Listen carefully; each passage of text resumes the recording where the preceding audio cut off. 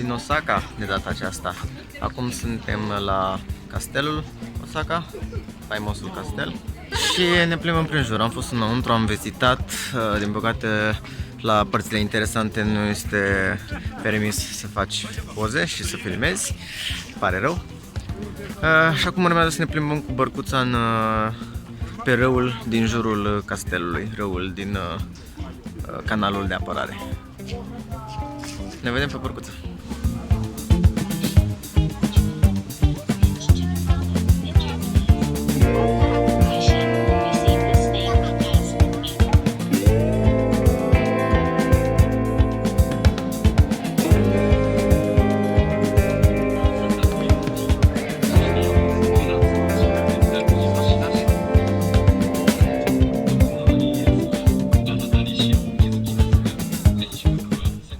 Bine v-am regăsit. Acum, după ce am fost cu bărcuța, urmează următoarea destinație, care este Umeda Sky Building. Și Umeda Sky Building este special pentru că, în primul rând, ca să ajungi pe acoperiș de unde poți vedea tot orașul, trebuie să urci pe niște scări rulante care sunt acoperite cu geam, deci poți vedea în timp ce urci cu scările rulante prin mijlocul clădirii, o să vedeți. Poți să te uiți în stânga și în dreapta cum ești în aer. În spatele meu vedeți până atunci niște copăcei foarte frumoși care încă mai sunt galbeni. Restul au căzut pe jos pentru că s-a cam terminat și toamna. Deși foarte mulți copaci încă sunt verzi, deși este decembrie. Încălzirea globală? Nu. Schimbarea climatică? Nu. Da.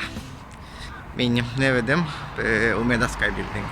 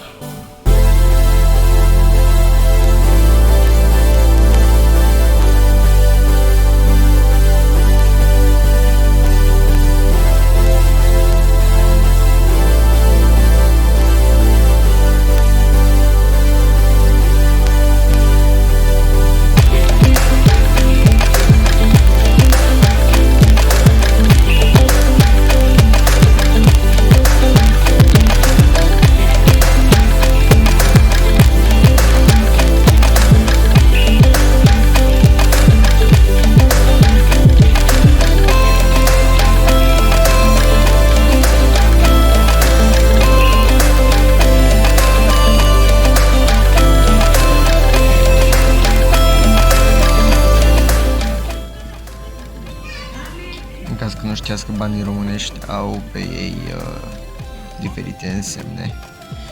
Cu ajutorul luminii ultraviolete. There you go.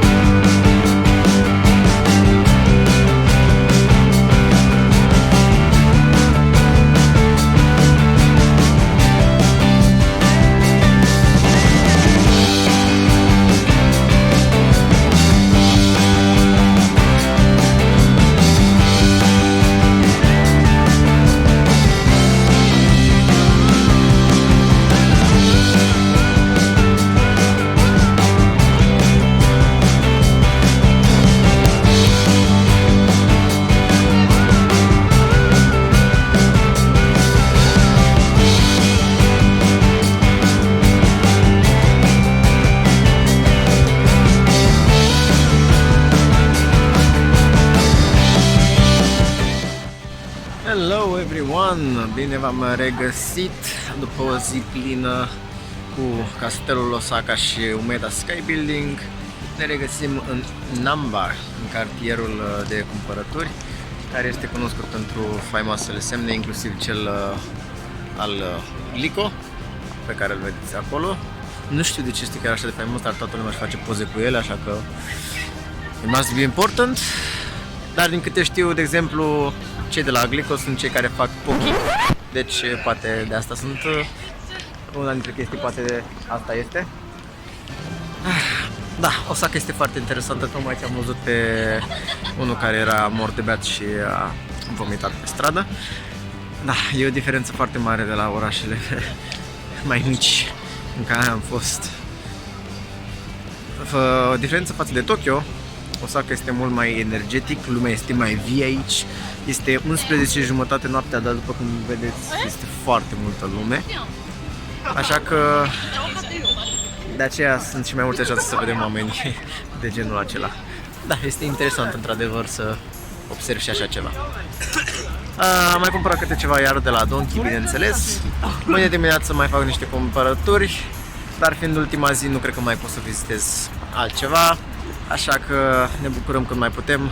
Ultima noapte în Japonia. Let's go! Uitați semnul de care vă ziceam.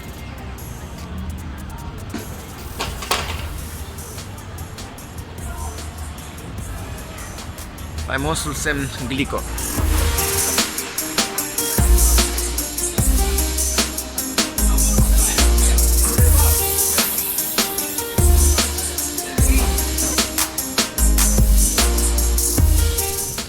Osaka mai este cunoscut pentru un lucru și asta este takoyaki. Ce este takoyaki? Sunt un fel de mini găluște care au înăuntru caracatiță. Sunt acele biluțe pe care vi le-am arătat mai devreme. Și hai să le încercăm. Am mai mâncat înainte, dar n-am mai mâncat pe cele din Osaka, care ar trebui să fie mai bune, mai interesante.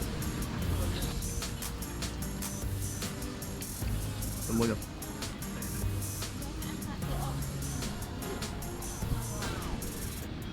Hello din cameră.